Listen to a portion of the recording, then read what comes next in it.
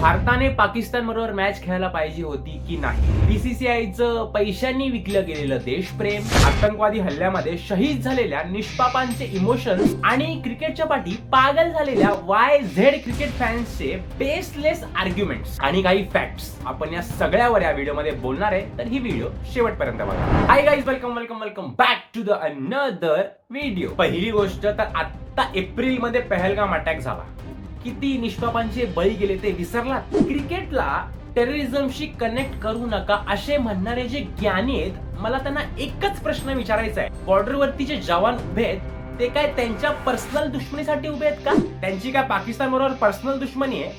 नाही ना, ते तुमच्या आमच्या सुरक्षेसाठी, या भारत मातेच्या रक्षणासाठी उभे आहेत ना. तुम्हाला जरा पण अक्कल नाही? त्या निष्पापांच्या बळींवर, त्या ऑपरेशन सिंदूरवर तुमच्या या आंधळ्या क्रिकेट प्रेमाने पाणी घातलंय.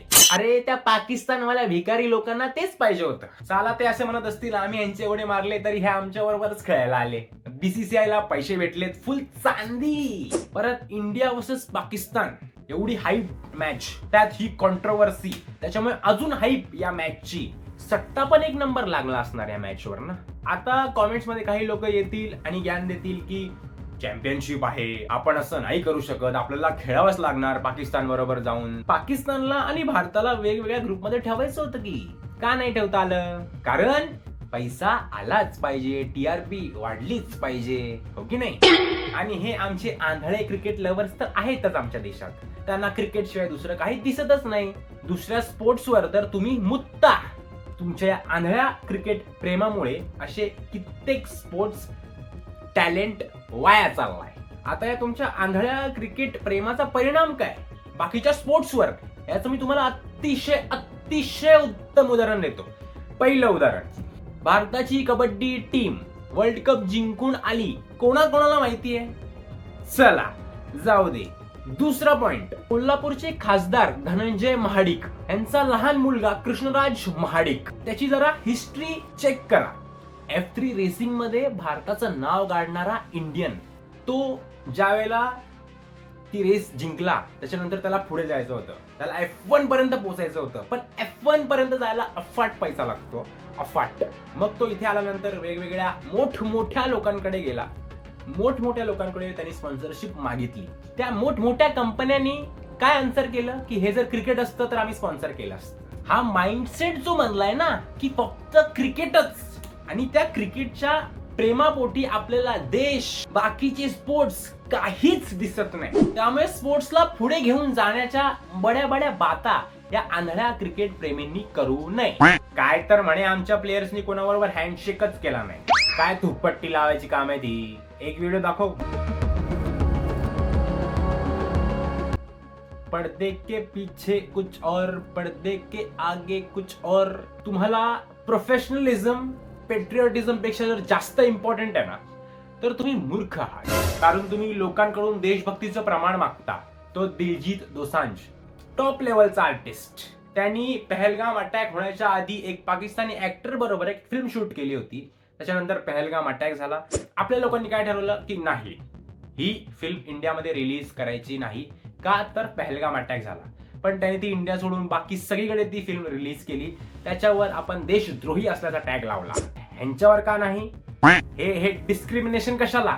असे किती सारे आर्टिस्ट आहेत, इंडिपेंडेंट आर्टिस्ट आहेत, जे ग्लोबली इंडियाला रिप्रेझेंट करतायत. त्यांच्यावर तुम्ही खालिस्तानी असल्याचा, देशद्रोही असल्याचा टॅग लावलात. मग ह्यांच्यावर का नाही? हे ड्रेसिंग रूम मध्ये जाऊन हात मिळवणी करतात, हे त्यांच्याबरोबर खेळतात. बीसीसीआय वर का नाही तुम्ही टॅग लावत देशद्रोही असल्याचा? तुमचं जे सिलेक्टिव्ह देशप्रेम जे आहे ना, हे आवडलं मला.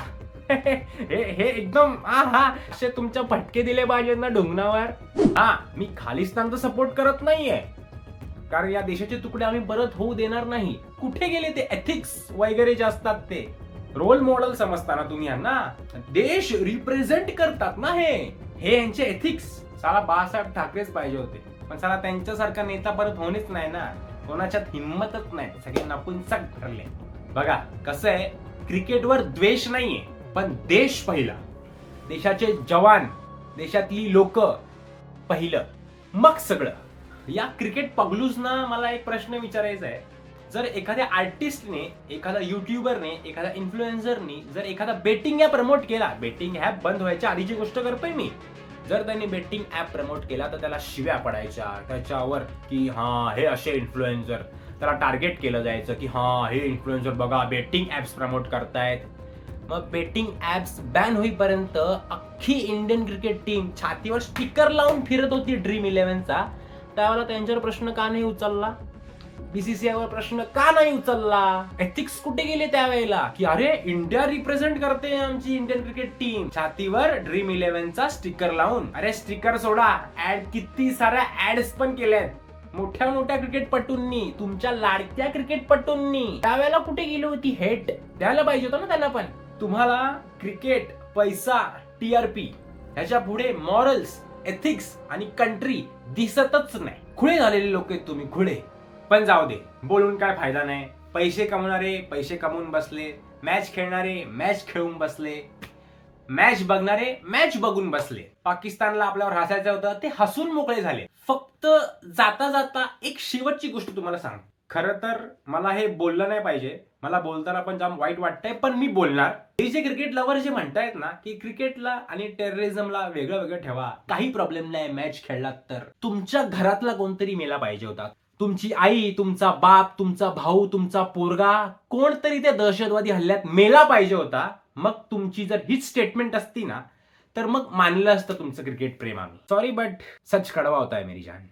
I hope you like the video, आणि if you like the video like करा, व्हिडिओला शेअर करा आणि सबस्क्राईब करा चॅनलला. भेटूया तुम्हाला अशाच कोणत्या तरी नवीन व्हिडिओमध्ये. तोपर्यंत खुश राहा, असत राहा. Bye, take care, see you again, peace out.